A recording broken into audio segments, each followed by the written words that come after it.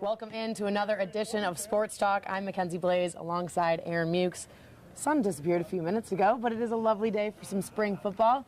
Last week it was all about the blue and gold. Today, black and red. Yeah, we're here at Valdosta State. Really cool opportunity to get to see them as they start spring practice, or kind of in the middle of spring practice. A lot of new faces, some new coaches. We're going to get to all of that. But a good start to a spring that maybe is a little bit more anticipated than last year. We talked about the struggles that they had last year. I'm excited to see where this team is elevated over this offseason.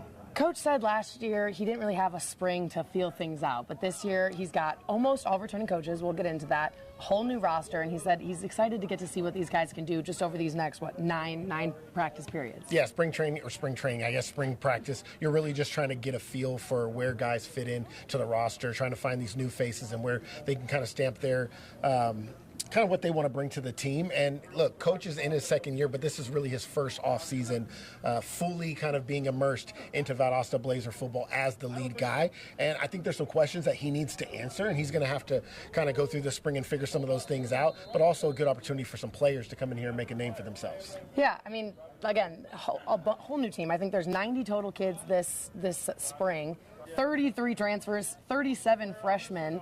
And now he gets to decide his own team's fate, his own team's identity, which I think is really exciting. They didn't have a bad year last year. I just think coming off of 2024, one of their best seasons in history, it's hard to do that again, especially when you're a new coach. You might sugarcoat it. I'm not going to sugarcoat it. This is Titletown. To finish 6-5, it was a bad season for Valdosta State. They want to elevate to a new level. We saw this a few years ago when Tremaine Jackson first took over. They went 5-6, and the noise got real loud out here in Valdosta. Coach Craig now is going to hear some of that noise after year one, just going 6-5. Yes, they finished strong down the stretch, but ultimately in Titletown, your job is to win football games, and he's going to have to feel some of that, and I think he will. And I think that those are the changes you'll see this year: is how are they going to elevate from and continue what the momentum was building at the end of last season to continue on to start this year. Two new coaches this year on the staff. Bryce Crossan, he's the offensive coordinator and offensive line coach.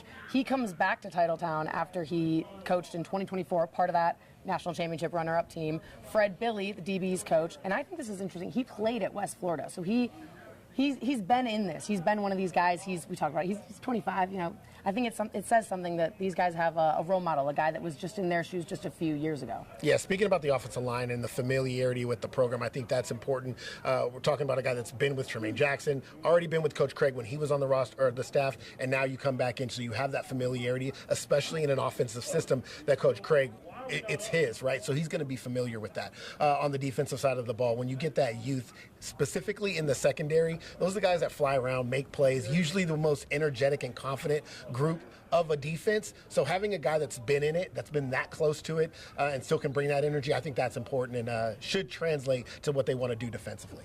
Talk about the expectations here in Titletown. Your opinion, do you think the fans are going to give Coach Craig any breathing room in these? I mean, he started 2-4 last season, turns around, they finished 6-5. How many weeks does he have to prove things here? There is no wiggle room for this type of team, this type of program that has the storied, rich tradition that Valdosta State brings to the table. You have to come in and you have to win. They want results. There's going to be a lot of noise if they start 0-1, 0-2.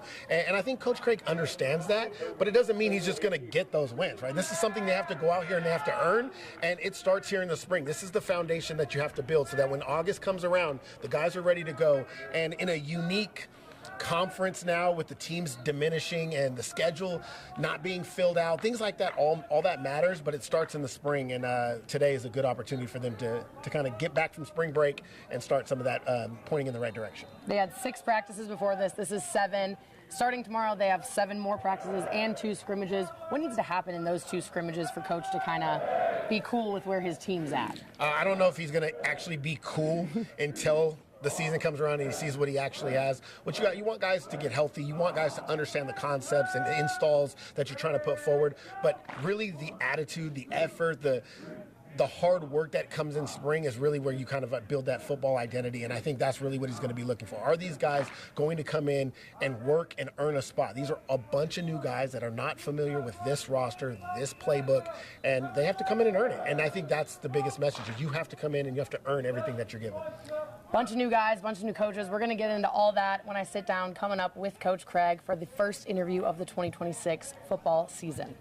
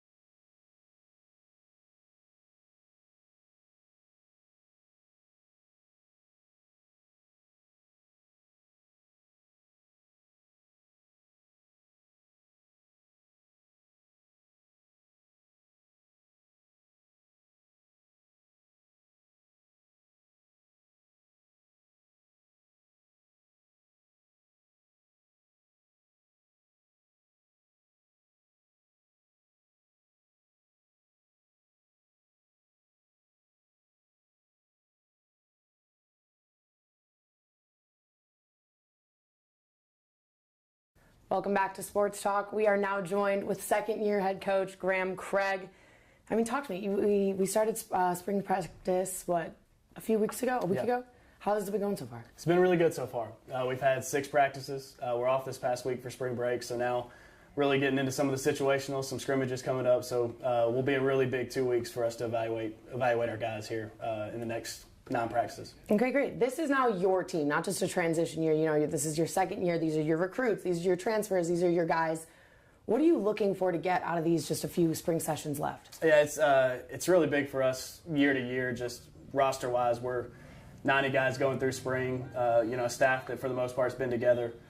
So just being able to kind of get ahead and figure out our identity as a football team, offensively, defensively, special teams, feel like we're a little bit ahead of where we were last year at this time. And so just continuing to figure out who can help us in the fall and what our identity is going to be on both sides of the ball. You talk about that identity. What's your overall team identity this year? Do you guys have a motto or a phrase you're living by? Our spring motto has been now, just the word now, and that's something that, this group, there's so many new guys, so many new faces that are here now or coming in the fall, and this group, this team hasn't done anything together as far as hasn't won games together. So it's a completely new slate, and what we do right now is going to work toward that. So that's kind of been our motto for the spring. Okay, we'll get to the new guys, but you did mention to me off camera, new staff. Talk to me who you brought in, who's out, who's in. Yeah, Bryce Carlson will be our new offensive coordinator, offensive line coach. He was here in 2024 as the O-line coach. Previously was at West Georgia and had some really good offensive lines, offensive units there. So really excited about getting him back here. And then Fred Billy is our new DB's coach, a guy that played in this conference, coached in this conference, so a lot of familiarity and has played in a similar defense, so it's been a really easy transition for him too. How crucial is it to have someone who's been in these guys' shoes just to kind of be a role model for them? If you excel here, this is what you can, live up to next time. Right. It's been really good, both with his familiarity with the defense and the conference, to be able to immediately come in and coach. And he's 4 or 5 years out of playing, so has the experience and has done a really good job so far for us. Awesome. You talk about there's a lot of new players. Some of your key offensive guys, Corey Reddick Jr., Council Allen, they're no longer. Yeah. Who are you looking to step in to, fill those roles? Right. Talking about Corey Reddick leaving, Sean Pascal is a guy that played at running back for us later in the year, had a really good game there in the playoffs against Albany State.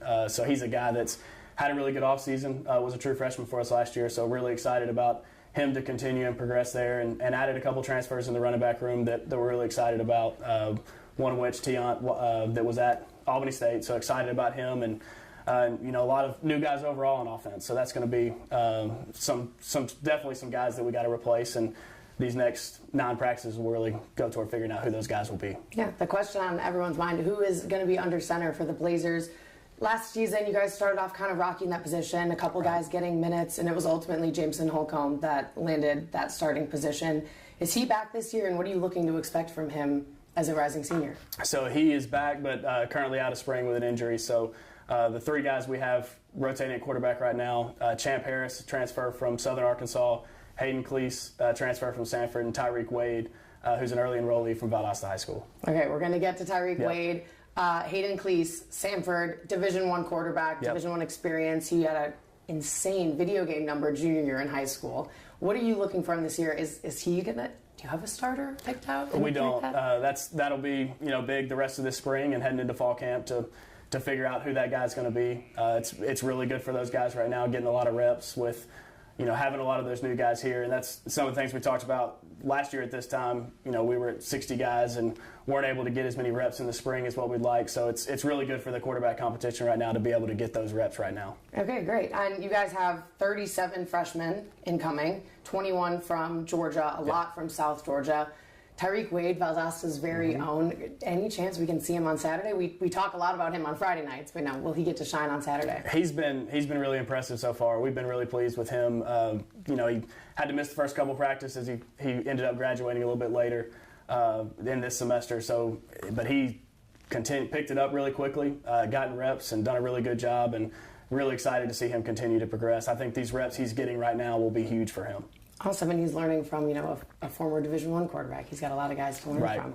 And the other incoming freshman, Is there anyone that's really surprised you in these past few spring sessions? Sergio Mason's a guy that's been here for us that's going through with a defensive line that's done really well. And then the rest of our guys will get here more during fall. But it has been good to have a couple of these guys here early. And this was your first official recruiting class as a head coach. What was your kind of mindset recruiting these guys? What were you looking for? Yeah, there were obviously some position needs we had to address, but wanted to make sure that they were guys that fit us schematically and also fit us what we're looking for character-wise, and guys that are going to excel academically and on the football field. And I thought our staff did a great job. It was a point of emphasis for us last year at this time was we're going to get back in high schools and be able to develop a class that we can develop guys, and if guys are ready to play early, they will, but have guys that continue to grow and develop in the program. All right, and 33 transfers. Let me make sure that number's right, yeah? You said in your press release, I was looking online, you guys needed positions that needed immediate filling. What Right. specifically off the top of your head are those positions? Defensive line was a big one. That was one that toward the end of the year, the depth was, that playoff game, we really traveled 5 defensive linemen for the game. So graduated a lot of guys there, so needed to immediately bring in some guys to help us on the defensive line, and thought we did a really good job addressing that. Excited to see as we get into true scrimmage and live football, see what those guys do over the next 2 weeks. But that was a position we had to. And then obviously quarterback, you said, with that room's really changed. Jameson's the only one coming back that's played it all. So adding some guys with some experience to come in and compete for that spot. On Jameson, is that injury, is he out for the season? Just for the spring. Just for the spring. Okay, we'll be seeing him in the fall. Okay. And then you guys have 2 scrimmages coming up, one this weekend, this Saturday, Correct. and then next Saturday. What needs to happen on that last Saturday, April 4th scrimmage for you to kind of be satisfied with where your team's heading into fall? Yeah, this one is going to be, we'll get our situational work in, then leading to Saturday. That'll be the first time we really get to play football with a lot of these guys, with the coaches, and getting kind of that game day feel. And there's going to be, just how you see improvements from week 1 to week 2 in the season, we're going to have to see that from that scrimmage to the second scrimmage. And we'll continue to install and see what guys can pick up, more like what a game plan would be. So seeing how guys progress from scrimmage 1 to 2 and seeing that improvement week to week will be what we're looking for. Okay, great. And as for the 2026 schedule, I'm sure the fans are waiting for a release. Can you give us any insight in that? Still working for a couple games. It's been tough to finalize, so still looking for a couple, but feel like that should be done here in the next few weeks. Okay, and then you guys are starting the season off with 2 Thursday games. What was the mindset in scheduling 2 Thursday games? Yeah, knew we wanted to start home games and able to do night games on those Thursdays, and I think we're one of the earlier games might be the first college game in the state of Georgia that Thursday night to start. So looking to get a good crowd there and get then you get a little bit extra preparation going into those next few weeks. So Thursday nights are games that have been successful here and good crowds in the past. So looking to do that again. Okay, great. Coach, thanks so much for sitting down. We'll let you go. I know you guys got a lot of stuff to get done today, but thanks again, and we're looking forward to covering you this year. Awesome. Thank you so much. Always great to sit down with Coach. He discussed so many talking points, and there's going to be a lot of things to figure out before the fall season commences, but we're going to talk about the schedule or lack thereof coming up next.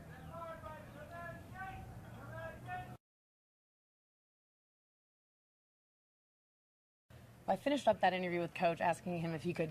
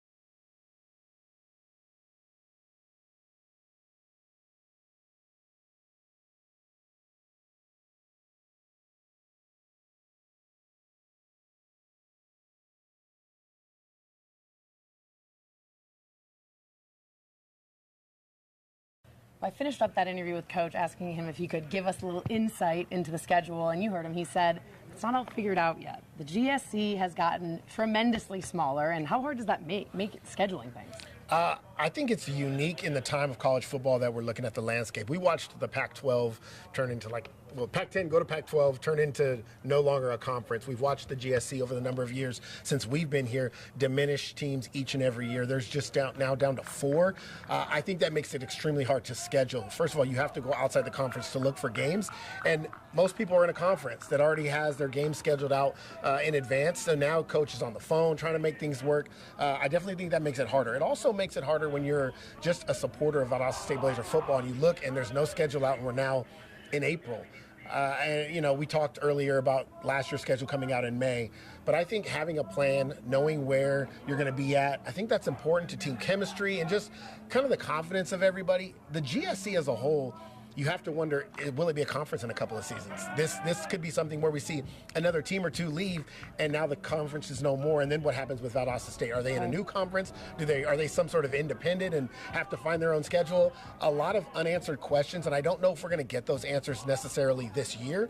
But those questions are going to continue to come about until something happens. And for Valdosta State, I think getting the schedule out is something that should be taken seriously and needs to happen pretty quickly.